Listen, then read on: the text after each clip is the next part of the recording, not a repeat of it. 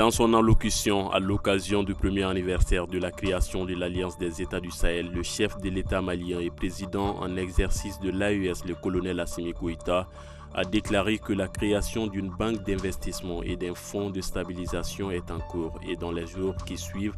un nouveau passeport biométrique de l'Alliance des États du Sahel sera mis en circulation ainsi que la création d'une chaîne d'information commune.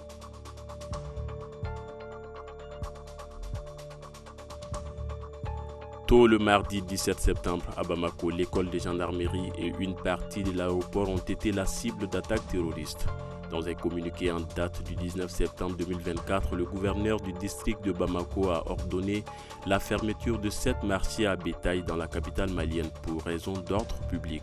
Par ailleurs, ce même jour, le ministère des Transports a invité les propriétaires des véhicules stationnés le long des voies routières à procéder à leur retrait dans les 48 heures. Selon le communiqué du ministère, les véhicules stationnés le long des axes routiers constituent une entrave à la circulation routière et un risque pour la sécurité publique et la sécurité nationale.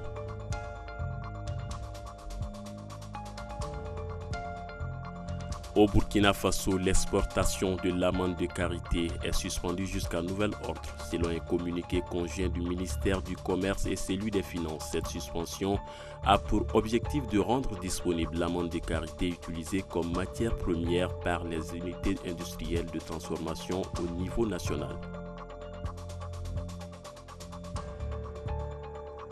L'Office national du contrôle des aménagements et des constructions a annoncé jeudi une campagne spéciale de vérification de la situation des bâtiments non achevés et des bâtiments en situation d'abandon dans la ville de Ouagadougou dans la période allant du 23 septembre au 7 octobre 2024. Dans le cadre de la mise en place d'un nouvel organe législatif au Niger, une délégation nigérienne s'est rendue la semaine dernière au Mali et cette semaine au Burkina Faso pour des échanges et partage d'expériences.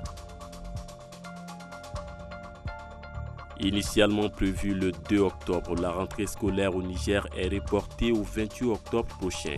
Selon le communiqué du Conseil des ministres, dans le cadre des préparatifs de la rentrée, il ressort que plusieurs écoles ont été impactées, d'autres occupées par les sinistrés en raison des inondations.